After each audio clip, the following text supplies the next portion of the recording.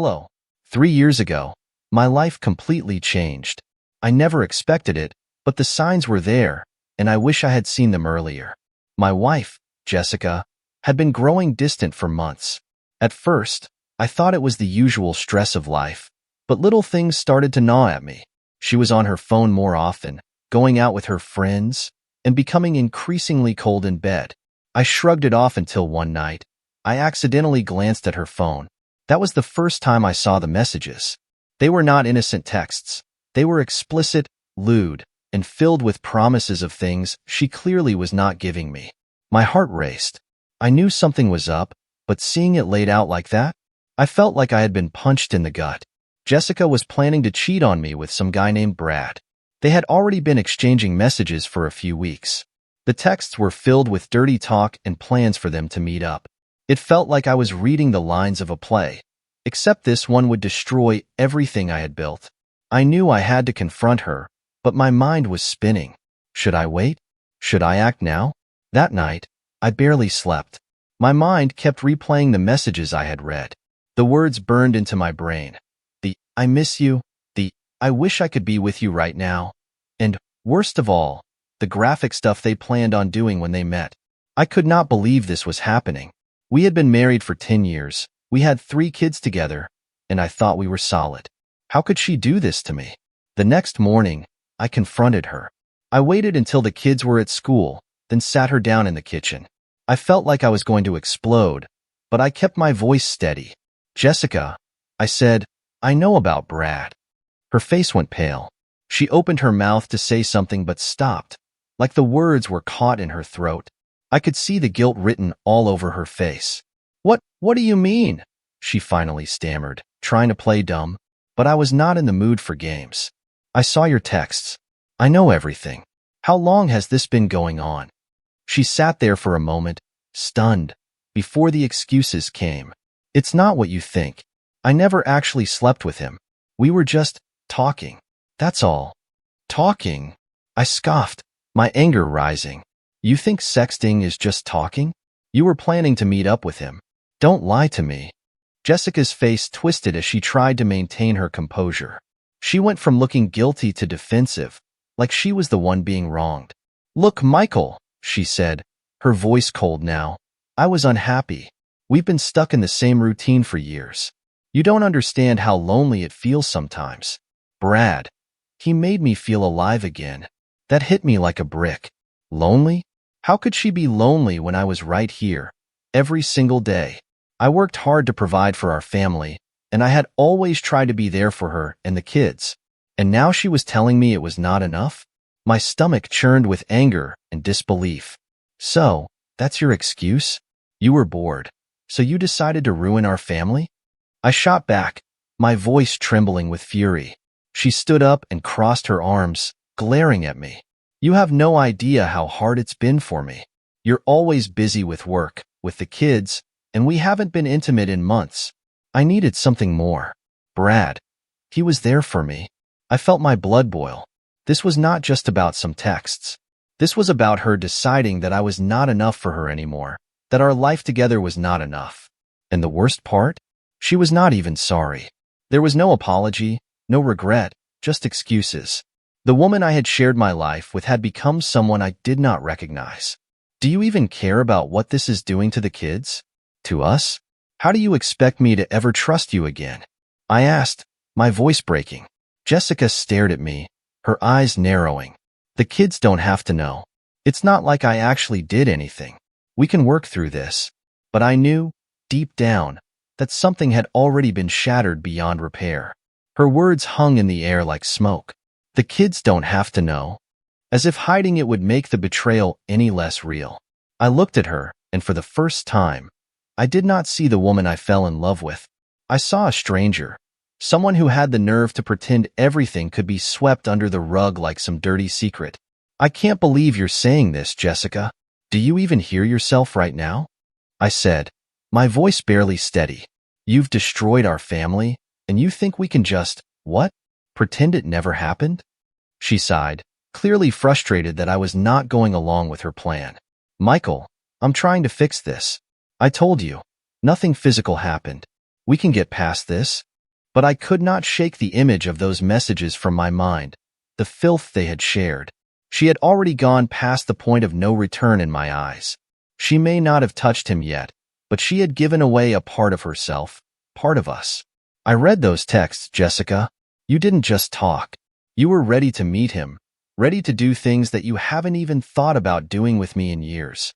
I said, the hurt twisting into something darker, something bitter. Her face flushed with anger now. And why do you think that is, huh? You haven't touched me in months, Michael. You've been checked out for a long time, and I couldn't just sit here, waiting for you to notice me. Brad noticed me. Her words stung, but they were laced with blame. Like this was somehow my fault. I wanted to scream, to throw something, but instead, I felt this overwhelming emptiness. I had been fighting to keep our family together, but she had already moved on emotionally. I could feel the weight of the moment pressing down on me. There was no coming back from this. So, that's it then? You're really going to stand there and act like I drove you to cheat? You don't even feel bad, do you? Jessica's silence was all the answer I needed. The silence between us grew heavy, suffocating. Jessica stood there, her arms crossed, still defiant. I wanted her to break down, to show some kind of remorse, but it never came. Instead, she drew. Fine, Michael. You want me to grovel? You want me to apologize? I'm sorry. Okay? I made a mistake, she said, her voice laced with sarcasm. But I didn't actually do anything. I shook my head, disbelief still coursing through me. No, Jessica. It doesn't. You were ready to throw it all away. You just didn't get the chance to follow through. Her expression hardened again. You know what? Maybe I should have. Maybe then I wouldn't be stuck here in this dead-end life with a husband who barely notices me and kids who don't even listen to me anymore. That was it. The knife twisted. Dead-end life? I repeated, incredulous. We have a family, Jessica. 3 kids who depend on us. How can you say something like that? They depend on me for everything, she spat back. You're hardly around. I'm the one who holds everything together. It was like she had rewritten our entire life in her head. None of this was true. Sure, I worked hard, but I was always there when it mattered. I was the one who stayed up late helping the kids with homework, took them to soccer games, tried to be the best father I could. But to her, none of that mattered anymore. So, what now? You're just going to walk out on all of us? I asked, my voice shaking with anger and disbelief. She hesitated, but the fire in her eyes dimmed for a moment. I don't know, she muttered, looking away. Brad is different. He understands me. Brad is a fantasy, Jessica. He's not real life. He's just a way for you to escape from this, our real life. I gestured around the kitchen, thinking of our kids, of everything we had built.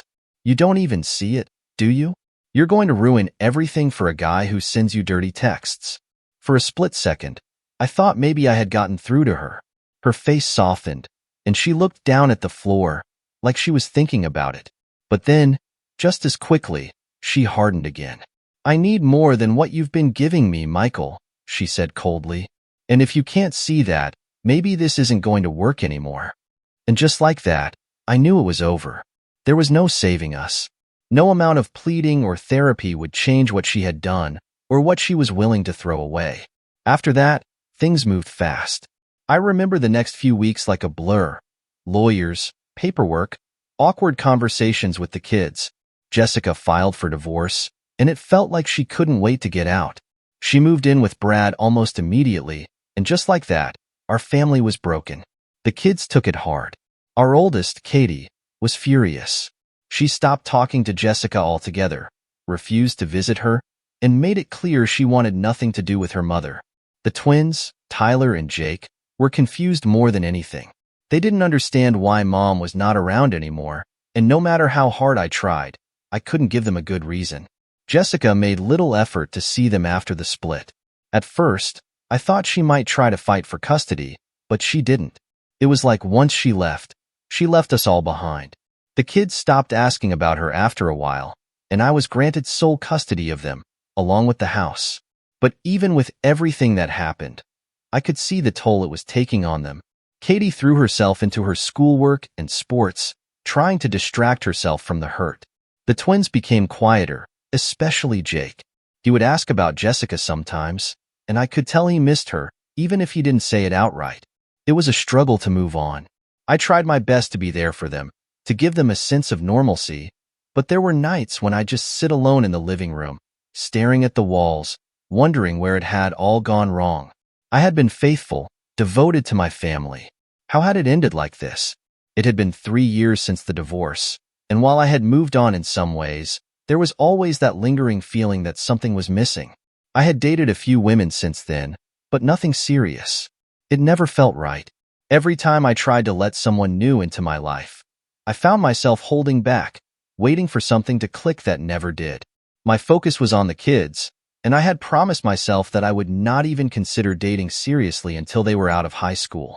Then, out of nowhere, Jessica reappeared. It was a quiet Saturday afternoon when she showed up at the house. The kids were with my brother at his lake cottage for the weekend, so I was alone. When I opened the door and saw her standing there, I almost did not recognize her. She looked thinner, worn out, like life had not been kind to her since she left. "I need to talk to you, Michael," she said, her voice softer than I remembered. I let her in, and we sat down in the living room. There was a long, awkward silence before she finally spoke. "I made a mistake," she said, her eyes welling up with tears. "Brad, he wasn't what I thought he was. He's bankrupt now, an alcoholic, and she broke off, taking a shaky breath. "I left him. I'm living with my parents again." I did not say anything at first. Part of me wanted to feel bad for her, to feel sorry for everything she had been through.